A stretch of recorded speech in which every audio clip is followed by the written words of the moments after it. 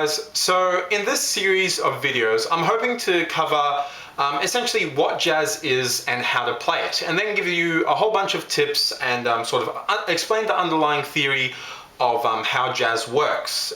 So I'm going to cover things like chord substitutions, chord extensions, or how to use guide tones for improvisation, stuff like that.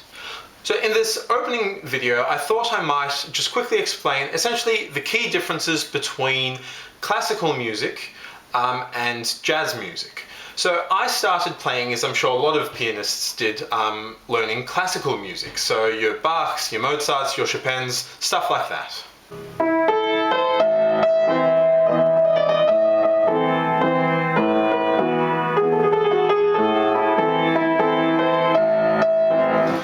And stuff like that. So that was Chopin, and he's just fantastic. But then I gradually got more and more into sort of jazz and blues, so started playing things like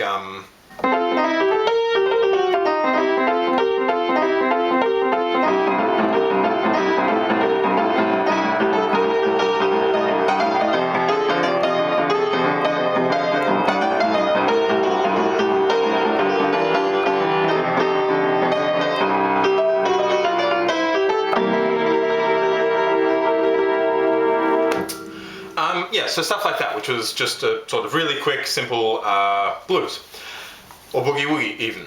So essentially the key differences between classical music and sort of jazz and blues is that, firstly, classical music has sheet music, and you have to play every single note perfectly, and you have to follow the dynamics, and you have to play it in the correct tempo, and all that jazz, if you'll excuse the confused pun.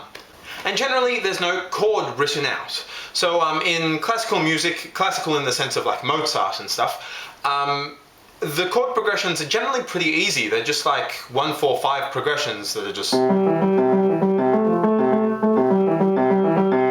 stuff like that. That's a 1-4-1. But when you're playing classical music, I found at least that because it wasn't written out for you, you're really more playing notes rather than chords.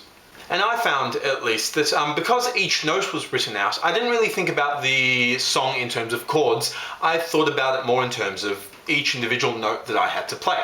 Now, jazz and blues is completely different. If you have a look in the picture-in-picture, you'll see that a very common way of writing out jazz, written out in a lot of sort of jazz fake books, which you can find online and everywhere, really. So instead of having every single note written out exactly how it needs to be played, with the dynamics and with the tempo and with everything there, jazz and blues generally just have a very sort of, give you the shell or the skeleton of the song. So they give you the chord progression,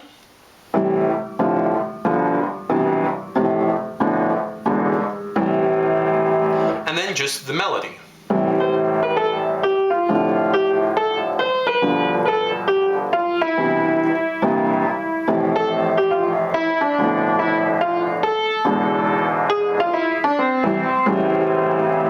And then it's up to you to effectively put the two together. So it's a very, very different way of thinking about music, or even reading sheet music. Now, the upside of writing out music like this is that because it just gives you the skeleton, you're free to really do whatever you want with the song. The downside is it doesn't tell you exactly what you should or can do. So you have sort of the basic chord progression, but it doesn't tell you, should I add some extensions to the chords? It doesn't tell you what key you're in, so you don't necessarily immediately know what scale you should use to improvise. But all these things you can sort of learn and pick up as you go. And if you know some basic classical theory, a lot of it you can apply to the jazz side of things as well. But a lot of the theory in jazz is also a little bit sort of unique. Naturally, it's its own genre of music.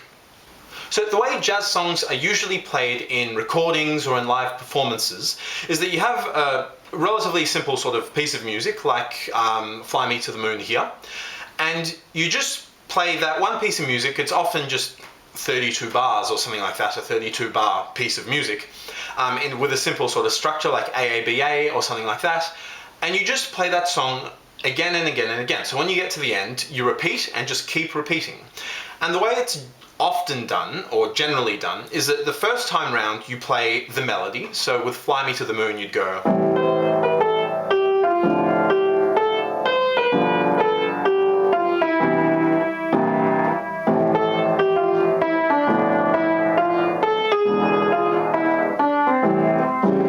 And you'd keep going till the end of sort of that song, and then you'd repeat. And then the second time round, and sort of every time going on after that, you start improvising around that same chord progression. So the chord progression stays the same, more or less. You can sort of embellish it, but I'll explain that later.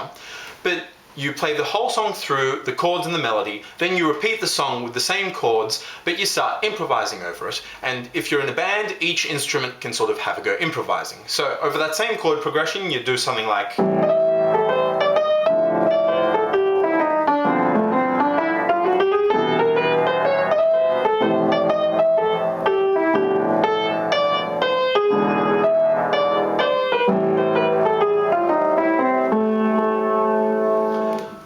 something like that. And so you'd keep sort of playing the song over and over again while each of your band members improvises. And then the last time round, when you're about to finish the song, you can go back to the melody again. And so on, and finish the whole song off playing the melody and the chords, and then finish the song and you're done. Now, of course, a lot of jazz songs are not structured like that, but that's a good way to sort of start, and a lot of jazz songs that you listen to in recordings have that sort of basic structure or idea behind them. Now, the key differences between classical and jazz music is that, firstly, jazz music is far more harmonically complex. In jazz, you never generally hear sort of just the C major and the F major triads like you would in sort of classical music. You'd hear something like a C11, a D minor 7 flat 5, stuff like that. So you have your sort of basic chords, and then you either substitute it, alter it, or extend it. And I'll go over those ideas in future videos.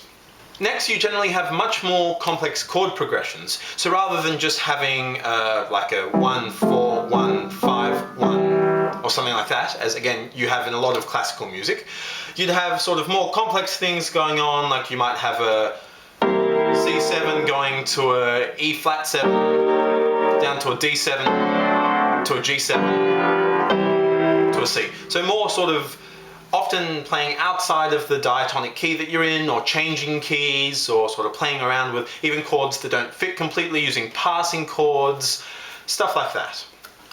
Thirdly, obviously, one of the biggest differences between classical and jazz and blues music is that you use improvisation.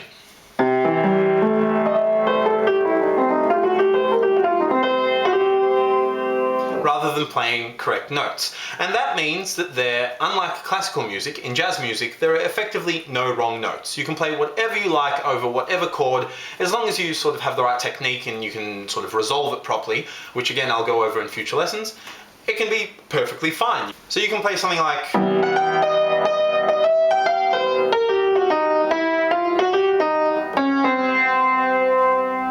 something like that over a C major 7 chord. So C major, I played the E flat when I was improvising, and the D flat, both of which are not at all in the chord, and in fact that's the minor third. So in theory, in classical theory, that's like effectively blasphemy, really.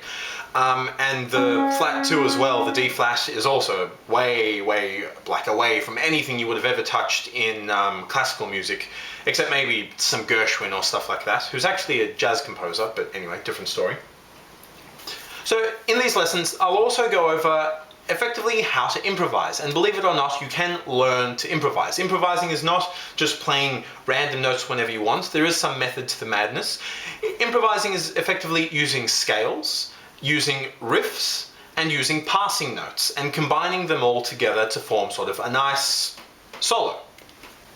It also uses a lot of guide tones, which is the 3rd and the 7th of the chord, but again I'll explain that in a future video. So that's about it for me for this sort of summary video. I hope that makes sense. I hope you sort of go through this and it all makes sense to you. And the last thing I wanted to cover in this lesson is just quickly the difference between jazz and blues.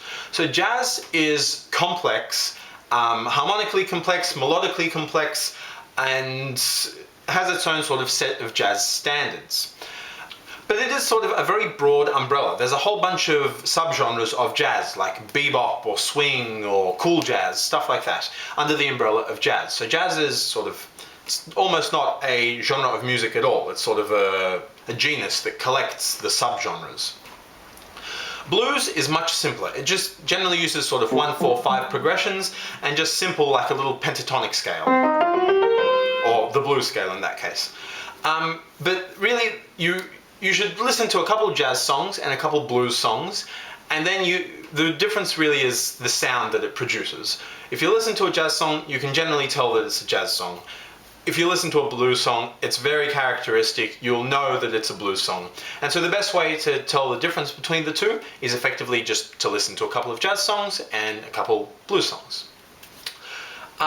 Anyway, I hope you continue through these lessons. So in this series of videos, I'm going to go through a whole bunch of different jazz theory, jazz practice, and just explain to you how to play jazz and the ideas that you can use when playing jazz. And then I've got a different series of videos about how to play the blues. And so go check that out. It starts from sort of relatively simple, the 12-bar blues chord progression, and the blues scale, to sort of a bit more complex ideas, also explaining all the underlying theory, why it works, how to apply it, and things like that. Otherwise, thanks for watching. Feel free to leave any questions or comments. Thanks guys. See ya.